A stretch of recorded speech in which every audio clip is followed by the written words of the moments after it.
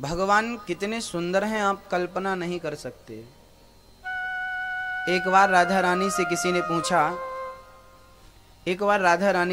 पूछा कि राधा तुम एक बार बता दो कि कन्हैया कितने सुंदर हैं।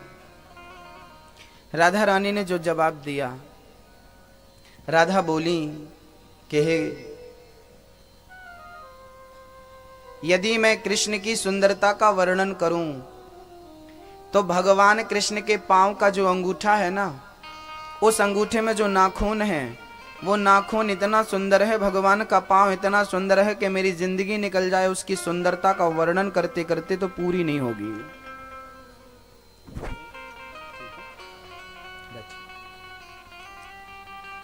जिसका पांव इतना सुंदर है, जिसके अंगूठा इतना सुंदर है, वो परमात्मा, उसका मुख, उसकी छवि, उसकी मुस्कान कितनी सुंदर होगी, है ना। वो भगवान। आपने कभी वादियां देखी हो, बरसात के मौसम में चारों तरफ हरियाली होती है, कभी मां नर्मदा के तट पर जाकर देखें आप। भेड़ा घाट धुआंधार आप तो जाते ही होंगे, कितना सुंदर है, क्यों? धुआंधार कितना बढ़िया है, भेड़ा घाट कितना सुंदर है। भेड़ा घाट में नर्मदा के बीच में नाव में बैठ के आप जाओ तो आजू बाजू के वो पहाड़, कितना सुंदर चित्रण है वहां का। जिस परमात्मा की बनाई प्रकृति इतनी सुंदर हो सकती है, वो परमात्मा खुद कितना सुंदर हो सकता है, आपकी कल्पना से परे है ना। हमारी कल्पना में नहीं आता वो। आज भगवान ने मोर का पंख धारण कर रखा है मुकुट पर। वरहा पीडम नटवर वपुः कर्णयो कर्णिकारम।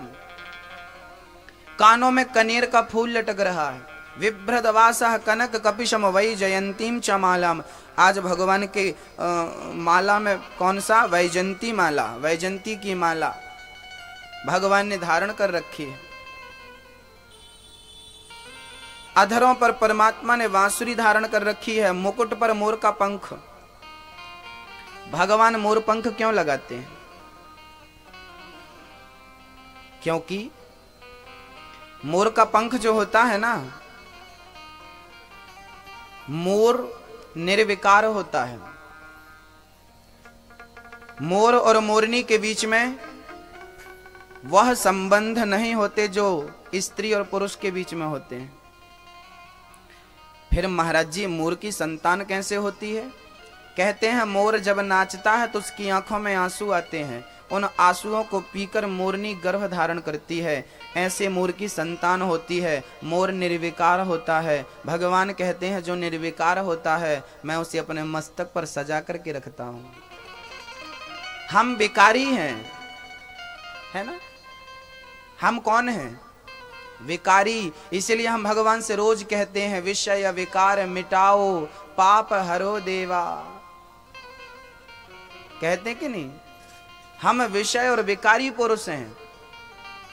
हम भगवान से स्तुति करते हैं, हे ईश्वर, हे परमात्मा, हे परब्रह्म, हमारे विषयों को, हमारे विकारों को आप मिटाओ। क्योंकि हम में तो खुद के विषयों को मिटाने की भी काबिलियत नहीं है। हम स्वयं पवित्र हो सकें, हम में योग्यता कहाँ है? हमें तो वो चाहे तो पवित्र करे, नहीं तो हम तो अपवित्र ही हैं। जैसे एक गाय बछड़े को जन्म देती है तो बछड़ा मलमूत्र में भीगा होता है। गाय माता क्या करती है? चाटती है। चाट चाट के अपने बच्चे को निर्मल करती है। वो बछड़ा स्वयं अपने आप को पवित्र कर सके उसमें काबिलियत नहीं है, गौ माता उसे पवित्र करती है। भगवान का एक नाम है भक्त वत्सल। वत्स कहते हैं बछड़े को, वत्सला कहते हैं गौ माता को। हे प्रभु, मैं तो तेरा वो बछड़ा हूं जो खुद की माया मोह की गंदगी साफ नहीं कर सकता। हाँ, तू गौ माता बन करके मेरे को बछड़ा बना करके तू चाटना चाहे, तू साफ करना चाहे तो साफ कर सकता है। तू चाहेगा तो मैं पवित्र होऊंगा, नहीं तो मेरे अंदर ऐसी कोई काबिलियत नहीं है कि मैं अपनी काबिलियत से अपने विषयों को खत्म कर सकूं, अपनी माया को खत्म कर सकूं, अपने विषयों को, अपने विकारों को खत्म कर सकूं। मेरे में योग्यता नहीं है। भक्तों, भगवान ने मुकुट पर मोर का पंख धारण कर रखा है। मोर पंख भगवान क्यों धारण करते हैं, इसके पीछे कथा है। मोर निर्विकार क्यों होता है, इसके पीछे कथा है। कहा जाता है, बहुत पुरानी घटना है,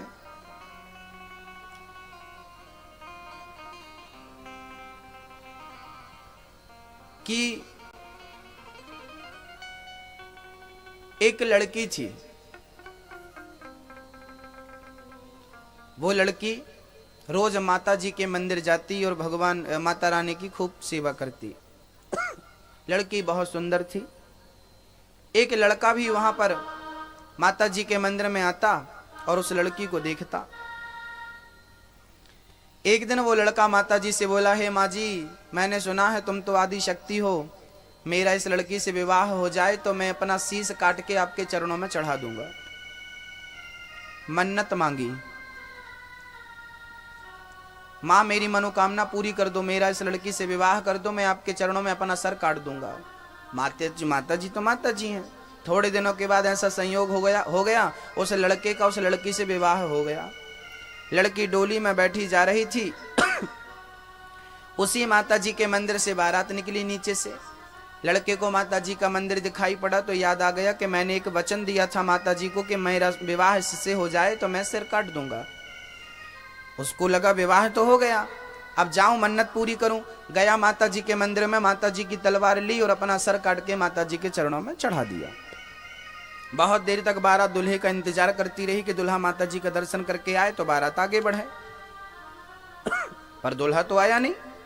लड़की का भाई लड़की को बहन को विदा करने थोड़ी दूर आया था। लड़की का भाई बोला, मैं देख के आता हूँ जीजा जी कहाँ हैं। लड़की का भाई देखने गया तो माता जी के मंदिर में लड़के का मतलब उसके जीजा जी का सर कटा। लड़का बोला कि मैं जाऊंगा तो मेरी बहन बोलेगी कि तूने मेरे पति को मार डाला। तो लड़के ने भी मतलब लड़की के भाई ने भी अपना सर काट दिया माता जी के मंदिर में कि ये मरा तो मैं भी मर जाता हूं, नहीं तो हत्या तो लगेगी, लोग कहेंगे तू नहीं मारा। तो लड़की का भाई भी मर गया, लड़की का पति भी मर गया। अब लड़की चली मंदिर, डोली से उतर करके मैं माता जी का दर्शन करके आऊं, मैं इसी मंदिर में रोज पूजा करती थी। तो वो लड़की मंदिर में जब गई तो अपने भाई का और अपने पति का सर कटा हुआ पाया, रोने लगी।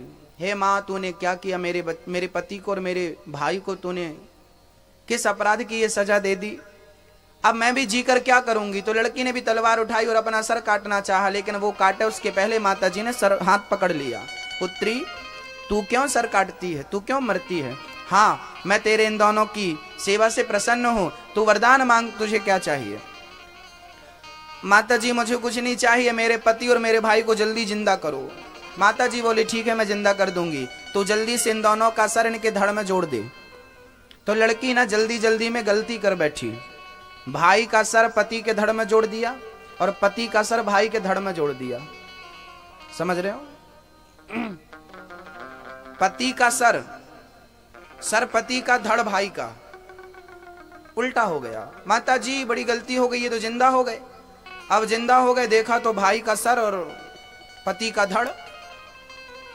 माता जी ये गलती हो गई, इनको आप ठीक करो। माता जी बोली, अब कुछ नहीं हो सकता, अब ऐसे ही रहेंगे ये लोग। माता जी, वो लड़की चरणों में गिर पड़ी। माँ, अब मैं किसके साथ जाऊं तो ये बता दे, सर के साथ जाऊं कि धड़ के साथ जाऊं, किसको अपना पति मानूं? क्योंकि जिसका धड़ है उसका सर नहीं, और जिसका सर है उसका धड़ नहीं है। धड़ है भाई का, सर है पति का। धड़ है पति का तो सर है भाई का। अब आप में से कोई बता सकता है कि वो किसके साथ जाए, धड़ के साथ के सर के साथ? हाँ, किसके साथ जाना चाहिए? धड़ के साथ। धड़ के साथ, धड़ के साथ जाना चाहिए। कौन कौन वोट करेगा? धड़ का समर्थन कौन कौन करेगा? हाथ उठा लो। और सर के साथ जाना चाहिए। अब तीसरा तो कोई ऑप्शन नहीं है, बाकी लोग हाथ नहीं उठा रहे हैं, तो क्या तीसरे का इंतजार है? तीसरा ऑप्शन ही नहीं है ना।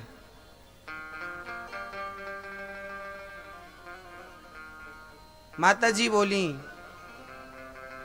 पुत्री, वो डिसाइड नहीं कर पा रही थी कि मैं किसके साथ जाऊं, धड़के के सर के। माता जी बोली तू चिंता क्यों करती है, तुझे मैं बताती हूं, तू धड़ के साथ नहीं, तू सर के साथ जा। क्योंकि प्रेम की शुरुआत धड़ से नहीं होती, प्रेम की शुरुआत चेहरे से, फेस से होती है। दृष्टि दो की चार हो जाती है, प्रेम हो जाता है। देख तू सर के साथ जा। लड़की रोने लगी, माँ मैं सर के साथ चली तो जाऊंगी, मैं अपना पति तो पालूंगी, मैं सुहागिन तो रहूंगी, लेकिन मैं पुत्रवती कैसे बनूंगी, मैं मां कैसे बनूंगी, मां मुझे पुत्र का सुख कैसे मिलेगा, क्योंकि धड़ तो भाई का है। तब मां जगत जननी जगदम्बा ने कहा कि तू पति को भी पाएगी और तू पुत्रवती भी बनेगी। कैसे? बोला, मां बोली कि तेरा पति और तू, आज से मैं तुम दोनों को एक नई योनि में डालती हूं।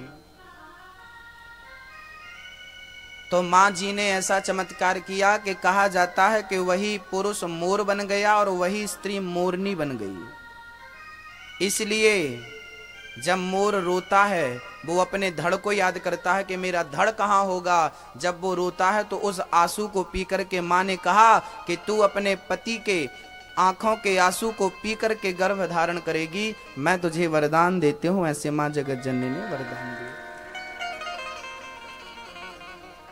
इसलिए मोर रोता है मेरा धड़ कहाँ है, उसकी आंखों में आंसू निकलते हैं। और मोरनी गर्भ धारण कैसे करती है? आंसू पीकर, क्योंकि धड़ किसी और का है, भाई का है। तो ये कथा है, किसी संतों से, किसी संत से हमने सुनी है। कितनी सत्य है और कितनी असत्य है कोई दावा नहीं कर सकता, है ना। बस ये तो है कि मोर और मोरनी के बीच में संबंध नहीं होता, भोग नहीं होता, उनकी सृष्टि आंसू से आगे बढ़ती है। इसलिए मोर पंख को भगवान मुकुट पर सजाते हैं। कहा तो यह भी जाता है कि एक बार राधा रानी से मिलाया था मोर ने कृष्ण को, तो राधा रानी ने पहली भेंट की, पहली मुलाकात का पहला गिफ्ट मोर का पंख दिया था कृष्ण को। तो राधा ने प्यार से दिया। का चीर चुराते हैं। किसी ने कहा महाराज जी किसी के कपड़े, किसी के वस्त्र चुरा लेना कोई अच्छी बात है क्या? हमने कहा भाई भगवान ने वस्त्र चुराए हैं, पर उद्देश्य ये नहीं था जो तुम समझ रहे हो। गोपियों के वस्त्र भगवान ने इसलिए चुराए। एक आदमी बोला तुम्हारा भगवान कैसा है, वस्त्र चुराता रहता, कोई वस्त्र चुराने की चीज है? मैंने कहा मेरा भगवान वस्त्र इसलिए चुराता है ताकि गोपियां निर्वस्त्र होकर नहा रही हैं तो वो परंपरा ना बन जाए। परंपरा का खंडन करते हैं भगवान। आज गोवर्धन उठा लिया भगवान ने। किसी ने कहा प्रभु आपने गोवर्धन उठाया है? भगवान बोले मैंने नहीं, कछु माखन को बल बढ़ो, कछु गोपन करी सहाय। श्री राधा की कृपा भई मैंने गिरिवर लियो उठाए। भगवान बोले मैंने गोवर्धन नहीं उठाया, फिर राधा रानी की कृपा से मैंने गोवर्धन उठाया। राधा रानी की कृपा के बिना सब अधूरा है। वृंदावन में किसकी सरकार है पता है आपको? वृंदावन में कन्हैया कन्हैया कोई नहीं चिल्लाता, सब राधे राधे चिल्लाते हैं, क्योंकि वृंदावन में हुक्म ही चलता है राधा रानी का। वहां कोई कृष्ण को जानता ही नहीं। वृंदावन में बिहारी जी के मंदिर में भी खड़े होकर लोग बोलते हैं राधे राधे।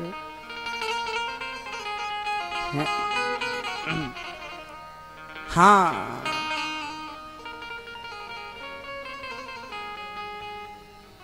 बाबा को ना पकड़ के एकादशी के बाद द्वादशी वो स्नान करने गए तो वरुण लोक में वरुण देवता पकड़ के ले गए। नंद बाबा को भगवान ने छोड़ाया, ब्रजवासियों को बाद में भगवान ने अपने बैकुंठ का दर्शन भी कराया। वृंदावन से और बैकुंठ से यदि तुलना की जाए, बैकुंठ की तुलना वृंदावन से की जाए तो कहीं वृंदावन ज्यादा अच्छा है।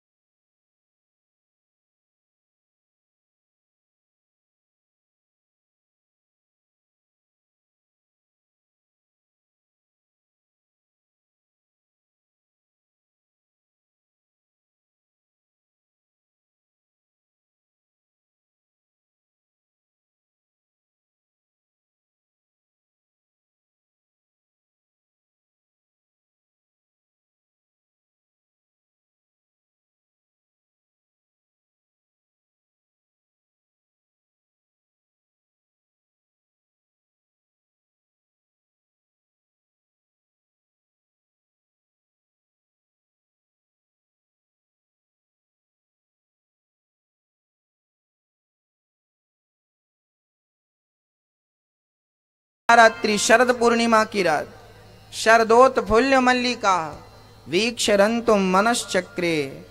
आज भगवान ने रमण करने का, रंतुम रमण करने का मन बनाया। किसके साथ रमण करेंगे? गोपियों के साथ भगवान नृत्य करेंगे, गोपियों के संग झूमेंगे। गोपियां तो आज आई नहीं, आज गोपियां अपने काम में बिजी हैं। देखो, भक्ति वो है। कभी कभी क्या होता है, हम जिसे रोज याद करते हैं ना,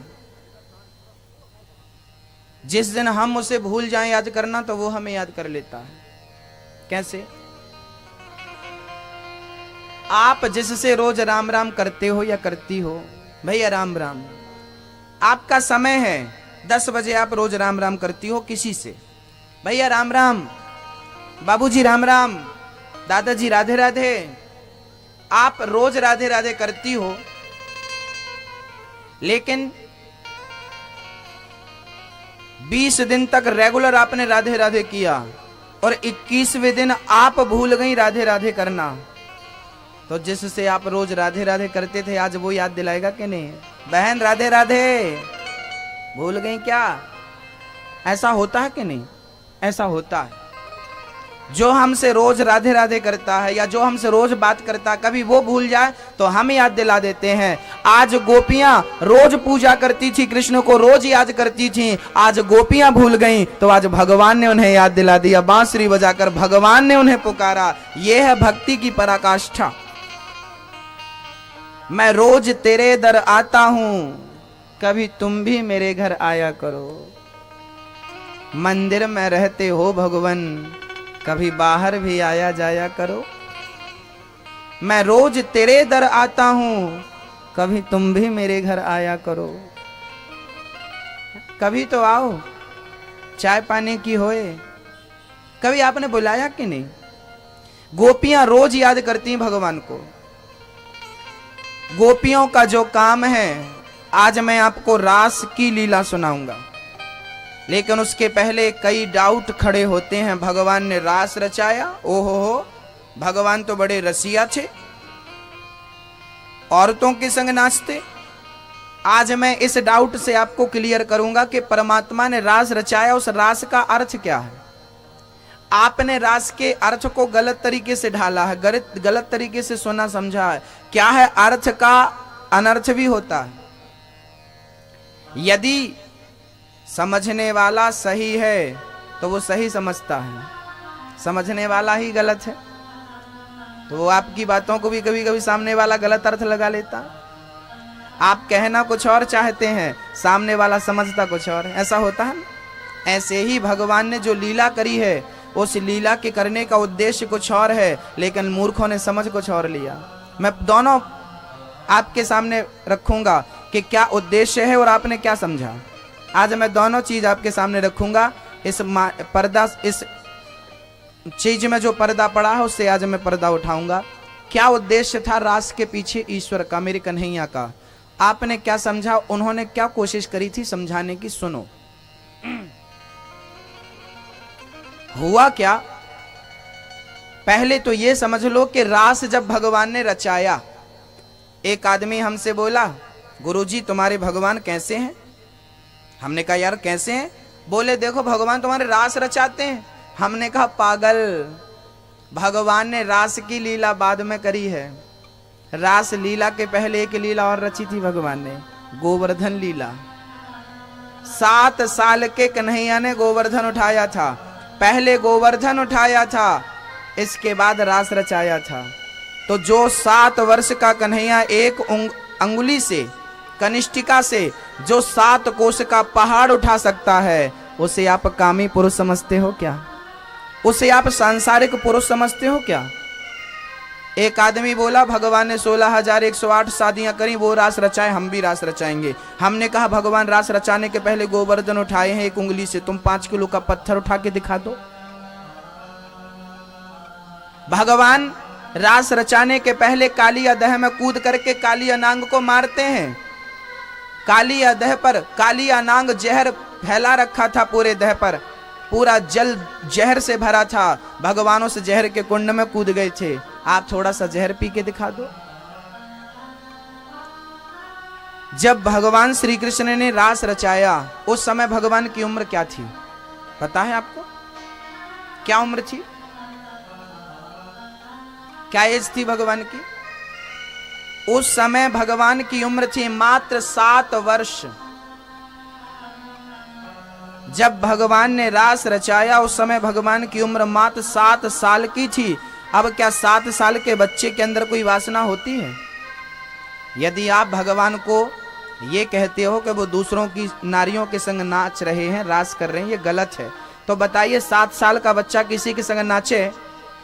यदि भगवान को आप साधारण भी कहते हो तो उम्र गवाह नहीं दे रही है। 7 वर्ष की उम्र थी। यदि भगवान के रासलीला की चीज को आप मानते हो तो भगवान की रासलीला में ही लिखा है कि भगवान 7 वर्ष के थे। और दूसरा पक्ष अब मैं आपको ले जाऊं गोपियों की तरफ। ये गोपियां कौन थी? पहले तो ये समझ लेना चाहिए कि ये गोपियां कौन है। जिनके साथ भगवान नाच रहे हैं वो कौन है? वो कौन है? गोपी। गोपी मतलब क्या होता है? गौ मतलब होता है इंद्रियां, पी मतलब होता है पीना। जिन्होंने अपनी वासनाओं को, जिन्होंने अपनी इंद्रियों को पी लिया हो, मतलब अपनी इंद्रियों को, अपनी वासनाओं को खत्म कर दिया हो, वही है गोपी। गोपियां कोई कामी स्त्रियां नहीं थी कि अपने पुरुष को छोड़ करके कन्हैया के संग नाच रही हैं, उनके अंदर कोई वासना है, कोई कामना ना। गोपियां कोई स्त्रियां नहीं थी। गोपी मतलब स्त्री होता है। पहले तो आप ये समझ लो कि गोपी मतलब स्त्री नहीं है। क्या है महाराज जी? गोपी मतलब स्त्री नहीं होता। गोपी, गोपी एक भाव होता है। चलिए मैं आपको प्रमाण देता हूं। शंकर जी जब रास में आए तो सुना होगा आपने, क्या बनकर आए थे? शंकर जी भी रास में जब आए तो गोपी बनकर आए। आज भी वृंदावन में गोपेश्वर महादेव एक दिन वो भोले भंडारी बन करके ब्रज नारी वृंदावन आ गए। तो शंकर जी को भी नारी का मेकअप करना पड़ा, साड़ी पहननी पड़ी, चोटी बढ़ानी पड़ी, सांप आप अलग करने पड़े। क्यों करने पड़े? क्यों करने पड़े? बच्चा जब स्कूल जाता है तो घर के कपड़ों को उतार देता है, यूनिफॉर्म पहनता है। स्कूल की जो ड्रेस होती है वो ड्रेस पहन के ही उसको स्कूल जाना पड़ता। चाहे वो लड़की हो चाहे वो लड़का हो, उसकी ड्रेस पहन के उसे स्कूल जाना होता है। घर के कपड़े पहनकर वो स्कूल नहीं जा सकती, डांट पड़ेगी। ऐसे ही गोपी एक भाव है। गोपी स्त्री का नाम नहीं कि ये गोपी है, ये गोपी है, ये ना। शंकर जी भी गोपी बनकर गए। गोपी मतलब भाव गोपी का। हे कन्हैया तुम हो एक अगोचर सबके प्राण। बोलो आगे लाइन। सबके प्राण, प्राण पति। तो पति के सामने स्त्री जाएगी तो पति खुश होगा, है ना? तो पति वो है, हम कौन हैं? हम कौन है उसकी? हम उसकी पत्नी है। हम उसकी क्या है? अच्छा आप लोग तो स्त्री हो तो आप तो कह सकती हो कि ठीक है हम भगवान की पत्नी है, पर ये पुरुषों का क्या? ये तो कहेंगे तो हम पहले से पुरुष हैं, ये केवल दिखावे के पुरुष हैं। इन पुरुषों के पास भी, इन पुरुषों के अंदर एक स्त्री है। अच्छा आप में से जितने पुरुष हैं वो हाथ उठा लो।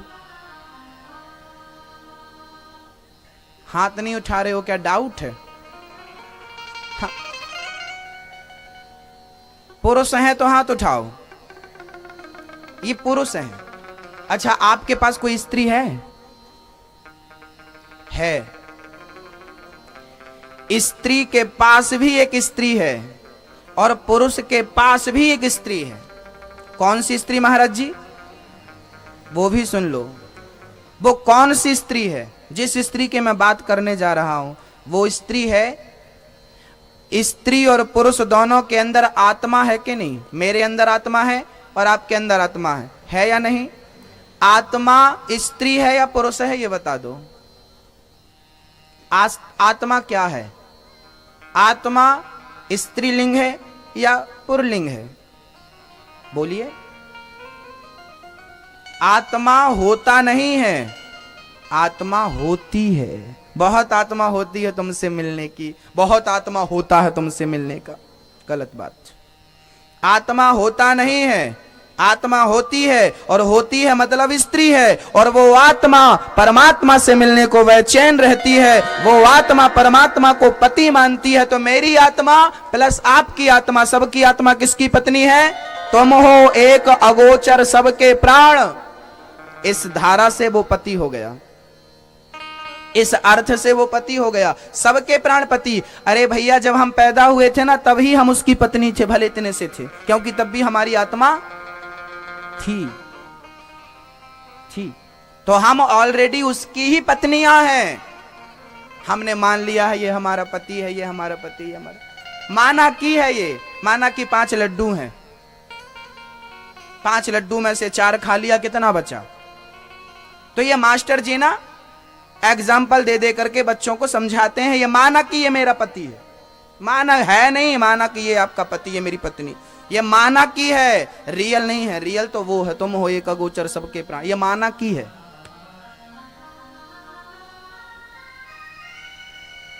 ना? बड़े बड़े सवाल हल होते हैं माना की।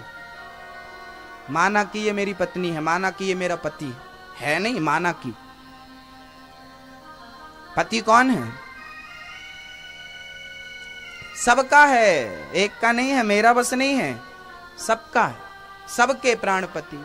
हाँ, कोई कोई स्त्रियां जो होती हैं ना, उल्टा निकल जाती हैं, अपने पति को ही छोड़ देती हैं। तो जो भगवान की पूजा नहीं करते वो उल्टा स्त्रियां हैं, अपने पति को छोड़ चुकी हैं, भगवान को ही तलाक दे दी। तलाक तलाक तलाक।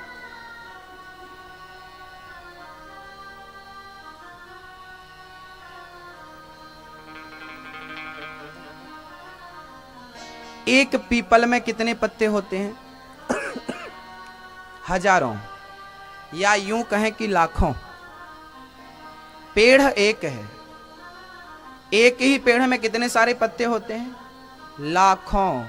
जैसे एक ही पीपल में लाखों पत्ते होते हैं, एक ही वृक्ष में लाखों पत्ते होते हैं, ऐसे ही उस एक परमात्मा से हम लाखों पत्ते पैदा हो गए। हम पत्ते हैं, हमारा अस्तित्व वो परमात्मा है। हमारा सब कुछ वही है, सर्वस्व है। आइए समझते हैं गोपियां कौन हैं। तो गोपी किसी स्त्री का नाम नहीं है कि वो स्त्री गोपी ना, गोपी भाव है। मैं भी गोपी बन जाऊं और कन्हैया के रास में पहुंच जाऊं। शंकर जी भी गोपी बन के आए। यदि शंकर जी को गोपी बनकर आना पड़ा तो ये बात सिद्ध होती है कि परमात्मा, गोपी का अर्थ स्त्रियों से नहीं, गोपी एक प्रेम का भाव है। जो प्रेम से परमात्मा से मिलना चाहता है, परमात्मा उसे गोपी बना करके अपना बना लेते हैं। आ जाओ, रास रचाते हैं। अब मैं आपसे कुछ पूछना चाहता हूं, ध्यान दीजिएगा, सुनिएगा। एक होता है अंगूर। अंगूर की कीमत मार्केट में 50 रुपए से 100 रुपए के बीच की होती है। अंगूर के अंदर रस होता है, और वही अंगूर जब सूख जाता है तो क्या बन जाता है? किशमिश। पहले अंगूर था, अब किशमिश। अब बताइए, किशमिश में कोई रस रह जाता है? सारा रस जब सूख जाता है तब वो किशमिश हो जाती है। तो जिसके अंदर वासनाओं का रस होता है वो अंगूर होता है, और जिसके अंदर के वासनाओं का रस भक्ति की आग में सूख जाता है, बस वो गोपी बन जाता है। गोपी मतलब किशमिश। अब आप बताओ कि आप अंगूर हो कि किशमिश हो? गोपियां अंगूर नहीं थी, गोपियां किशमिश थी। सुखा चुकी थी अपनी वासनाओं को, कोई कामना थी ही नहीं कृष्ण को पाने की, कृष्ण को देखने की। हुआ क्या था कि जब राम जी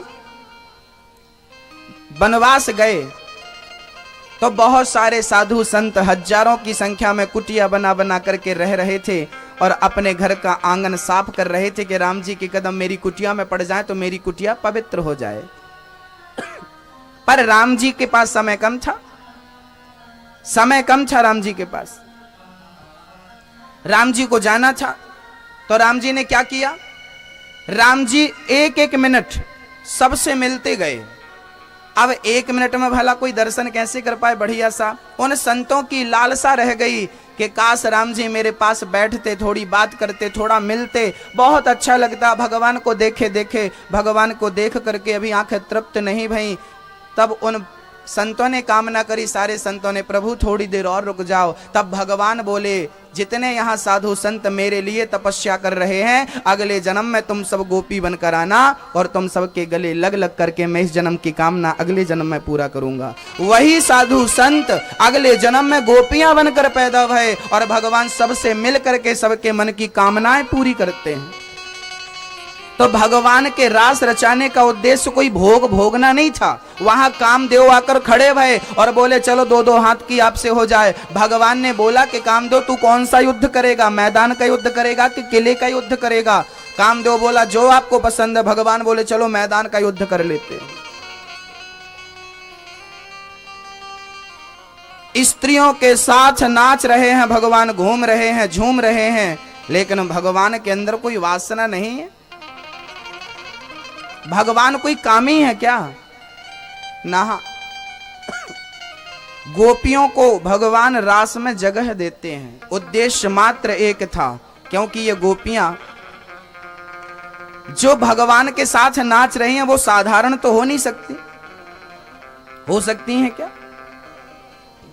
कितने जन्मों तक तपस्या करी होगी। अरे रावण की आप हिस्ट्री पढ़ो। जिन राम ने रावण को मारा वो रावण पिछले जन्म में क्या था? बोलिए। वो रावण पिछले जन्म में प्रताप भानु नाम का राजा था। रामचरितमानस के बालकांड में यह चर्चा है, पढ़ लीजिएगा। प्रताप भानु नाम का एक राजा था, बड़ा संस्कारी था, बड़ा तपस्वी था, बड़ा भयंकर प्रभावशाली राजा था। लेकिन एक गलती के कारण उसे राक्षस बनना पड़ा। भगवान ने कहा कि मेरे सामने जो विलन बन के खड़ा होगा वो भी कोई ऐरा गैरा नत्थु खैरा ना हो। अरे राम इतने पावरफुल हैं तो सामने वाला भी तो पावरफुल होना चाहिए। इसलिए भगवान ने रावण के लिए किसको चुना? भाई जिस पिक्चर में अम्बरीश पुरी विलन का रोल करें, अभिनय करें, अम्बरीश पुरी साहब, तो उनका विलन बनना छोटी मोटी बात नहीं है। हाँ, हीरो है तो हीरो से पिक्चर हिट नहीं होती, विलन की भी बहुत बड़ी भूमिका होती है। बस ऐसे ही रावण साधारण नहीं था, रावण भी भक्त था। रावण कैसा था? रावण के 10 सर थे। रावण अपना सर काटता और शंकर जी का रुद्राभिषेक करता और हवन करता तो सर काट के स्वाहा। रावण अपने 10 सर काट देता था। आप एक उंगली भी काट सकते हो क्या? रावण कोई साधारण नहीं था, बड़ा भक्त था। सर काट के शंकर जी को, अरे कैलाश पर्वत उठा लिया था एक बार, कोई साधारण था? आपको शंकर जी के दर्शन नहीं होते और वो कैलाश उठाए खड़ा है, कोई साधारण था क्या रावण? ब्रह्मा जी उसके घर वेद पढ़ाने आते थे, इंद्र उसके घर में पहरा देते थे, अग्नि देवता उसके घर भोजन बनाते थे, पवन देवता झाड़ू लगाते थे, शनि महाराज को उल्टा लटका रखा था रावण ने। कोई साधारण था? आपको शनि की दशा लग जाए तो आप परेशान हो जाते और वो शनि को उल्टा लटकाया है। ओहो, कितना पावरफुल है रावण। ऐसे पावरफुल के सामने लड़ने में मजा आता है। तो राम जी ने इसको चुना रावण के लिए, चल तू भूमिका निभाना रावण की। ये राम जी की ना ये लीला है। एक कल्प में जय और विजय रावण बने, एक कल्प में तुलसी के, ये वृंदा होती ना तुलसी, तुलसी के पति जालंधर रावण बने। रामचरितमानस में इन सारे रावणों की चर्चाएं हैं, पढ़िए सब मिलेगा। तहां जलंधर रावण भयऊ तो रावण की एक रावण नहीं है, हर कल्प में रामलीला होती है। हर कल्प में रावण आता है, राम जी आते हैं, मारते हैं, फिर रावण पैदा होता, फिर राम जी पैदा। ये लीला है, चल रही है। सोमवार, रविवार, मंगलवार, बुधवार, ये सोमवार के बाद मंगलवार आएगा। ऐसे सतयुग के बाद त्रेता, त्रेता के बाद द्वापर, द्वापर के बाद कलयुग, अब कलयुग के बाद फिर सतयुग, फिर त्रेता, फिर द्वापर। ये गोल गोल ऐसे ही चल रहा है, ऐसे ही चल रहा है। मैं फिर गया, फिर आऊंगा, कुछ और बन के आऊंगा। भक्तों, राम रावण को मारते हैं। रावण कोई दुष्ट नहीं था, रावण भी एक भक्त था। गोपियां साधारण नहीं थी, जो कृष्ण के साथ नाच रही हो, कृष्ण के साथ घूम रही हो, वो साधारण कैसे हो सकती है ना? कोई पावरफुल होंगी ना, वो तपस्वी हैं, तो भगवान उनके संग रास रचा रहे हैं। आज यमुना के पुलिन तट पर खड़े होकर बांसुरी बजाए। गोपियां अपने काम में बिजी थी। एक सखी गाय दोह रही थी, एक सखी बालों में कंगी घुमा रही थी, एक सखी मांग भर रही थी, एक सखी पति देव की सेवा कर रही थी। बंसी की तान बांसुरी बजाई, पुकारा भगवान ने राधा, ललिता, विशाखा, चंद्रवती, चंद्रकला, सबका नाम ले लेकर भगवान ने पुकारा। गोपियां एक गाय दौड़ रही थी, बंसी सुनाई पड़ी, गाय दूध वहीं छोड़ा, दौड़ पड़ी कृष्ण से मिलने के लिए। एक आंखों में कजरा लगा रही थी, बंसी सुनाई पड़ी, काजल वहीं छोड़ा, दौड़ पड़ी भगवान से। एक वस्त्र बदल रही थी, वस्त्र वहीं छोड़े, दौड़ पड़ी भगवान की ओर। एक सखी बच्चे को दूध पिला रही थी, बच्चे को वहीं छोड़ा, वो दौड़ पड़ी भगवान की ओर। अरे वो गोपियां संसार का काम करते हुए भी परमात्मा को याद करती थी। बच्चे को दूध पिला रही थी सखी, बंसी सुनाई पड़ी, आज जिंदगी सफल हो गई, आज मुझे कृष्ण ने पुकारा है, छोड़ दिया बच्चे को। एक सखी सास की सेवा कर रही थी, बंसी सुनाई पड़ी, छोड़ दिया। एक सखी खा रही थी, बंसी सुनाई पड़ी, थाली छोड़ी, दौड़ पड़ी। एक सखी पाउडर लगा रही थी, बंसी सुनाई पड़ी तो पाउडर की जगह हाथ काजल की डिब्बी में चला गया, काजल लगाई और दौड़ पड़ी पूरे मुंह में।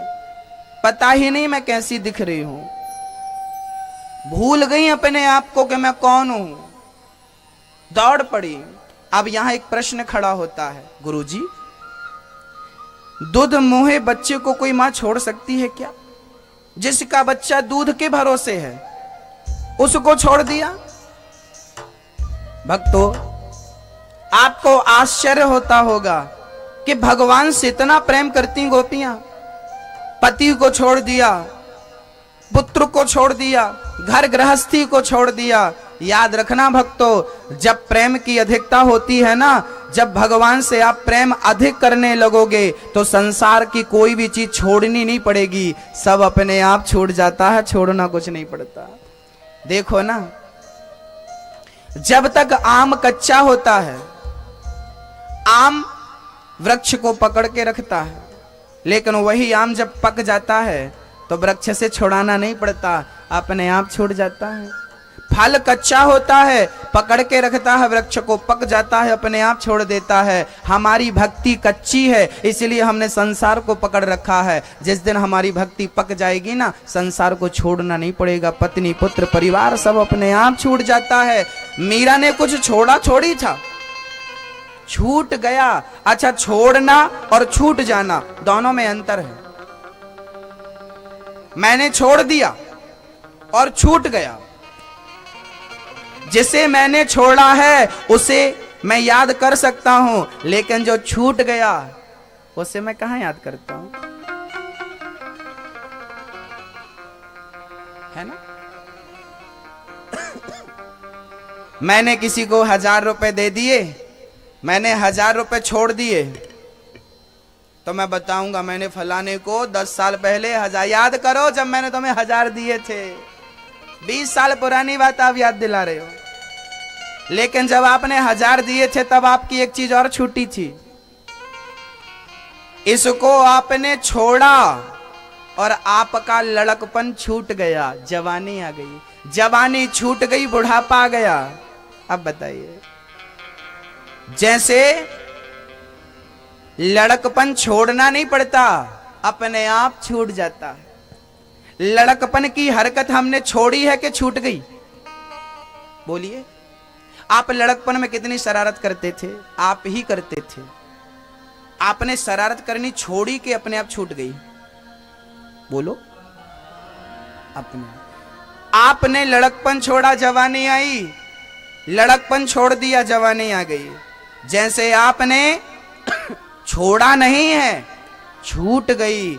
ऐसे जब भगवान से प्रेम हो जाएगा, जवानी की ओर बढ़ोगे तो लड़कपन अपने आप छूट जाएगा। ऐसे भगवान की ओर बढ़ोगे तो संसार अपने आप छूट जाएगा, छोड़ना कुछ नहीं पड़ेगा। आप कहते हो महाराज जी मैं कैसे छोड़ूं, नाती पंती, बेटा बेटी, पत्नी, परिवार, पुत्र, ये कुछ भी नहीं छोड़ना, बस परमात्मा को पकड़ना है। याद रखना, जब मैं भगवान को पकड़ लूंगा ना तो संसार अपने आप छूट जाएगा। देखिए अभी मैंने क्या किया है वो सुनिए। अभी मैंने इसको पकड़ा है, इसको, अब मैं इसको पकड़ा हूं और अब मुझे इसको पकड़ना है, तो पहले क्या करना पड़ेगा? बोलो, पहले इसको, मैंने पहले इसको पकड़ा है और मुझे इसको पकड़ना है, तो पहले मुझे इसको छोड़ना पड़ेगा, तब मैं इसको पकड़ूंगा। जब संसार को छोड़ोगे तब भगवान पकड़ में आएगा। अभी आपने संसार को छोड़ा ही नहीं तो भगवान पकड़ में कैसे आएगा? आप कहते हो गुरुजी भगवान नहीं मिले, भगवान कितनी पूजा करी। अरे भगवान की पूजा तो बहुत करी, पर संसार को कहां छोड़ा तुमने? एक छोड़ोगे तो दूसरा मिलेगा। क्या छोड़ा आपने? नहीं। गोपियां छोड़ चुकी थी। गोपियां कोई साधारण स्त्री नहीं थी, उनको साधारण नारी कहें ये हमारी मूर्खता है। जो कृष्ण के लिए सबको छोड़ने को तैयार हैं। एक बार स्वामी विवेकानंद जी विदेश में प्रवचन दे रहे थे, यही बात समझा रहे थे जो मैं आपको समझा रहा हूं, रास पंचाध्याय की चर्चा। एक आदमी खड़ा हो गया विदेशी, बोला स्वामी जी तुम्हारे भगवान के पीछे गोपियां दौड़ती थी, इतनी सारी गोपियां दौड़ती थी, 16,108 शादी भई, मैं नहीं मानता कि एक पुरुष के पीछे इतनी स्त्रियां दौड़ेंगी। ऐसा क्या रहा होगा उस कृष्ण में कि इतनी सारी स्त्रियां पागल थी उस कृष्ण के लिए? स्वामी जी ने बोला मैं तेरे प्रश्न का उत्तर आगे दूंगा। स्वामी जी मंच छोड़े और पैदल आगे की ओर चढ़े। जितनी संख्या थी वहां लाखों की भीड़ थी। लाखों की भीड़ स्वामी विवेकानंद जी के पीछे चलती चलती चलती चलती 1 किलोमीटर की दूरी तय करती है। स्वामी विवेकानंद जी ने दूसरे मंच में जाकर खड़े होकर के स्वामी जी ने संबोधन दिया। स्वामी जी ने कहा कि सुनो तुम्हारे प्रश्न का उत्तर तुम्हें मैंने दे दिया। लोगों ने कहा कि मुझे अभी तक नहीं मिला। स्वामी विवेकानंद जी ने कहा कि देखो मैं कृष्ण की कथा सुना रहा हूं और इस कथा को सुनने के लिए आप 1 किलोमीटर दूर तक पैदल चले। अरे जिसकी कथा का इतना प्रभाव है उस कृष्ण का कितना प्रभाव रहा होगा आप कल्पना कर सकते हो। जिसकी कथा का ये चमत्कार है कि आप 3-3 घंटे यहां बैठती हो, 4-4 घंटे आप यहां बैठती हो, सूर्य अस्त हो जाता फिर भी आप यहां से जाती नहीं हो। क्या बताएं, जिसकी कथा इतनी प्रभावशाली है वो कृष्ण कितना प्रभावशाली रहा होगा। जिसके कथा की इतनी महिमा है, जिसके नाम की इतनी महिमा है, उस कृष्ण के स्वरूप को जिनने देखा होगा वो पागल नहीं हो गई होंगी गोपियां? गोपियां आ गईं, भगवान ने सारी गोपियों को बुलाया, सारी सखियां आईं, भगवान ने बांसुरी बजानी शुरू करी। गोपियां बोली कन्हैया हम आ गई हैं, अब बताओ क्या करना है? कन्हैया बोले कुछ नहीं करना, आई हो जाओ। एक सखी बोली देखो तो ये बंसी जब से मिली है कन्हैया हमें देखता नहीं। बंसी जब से मिली है कन्हैया हमें देखता नहीं। हाँ क्यों? गोपियां बोली बंसी से, है बंसी तूने कौन सा पुण्य किया है जिस पुण्य के कारण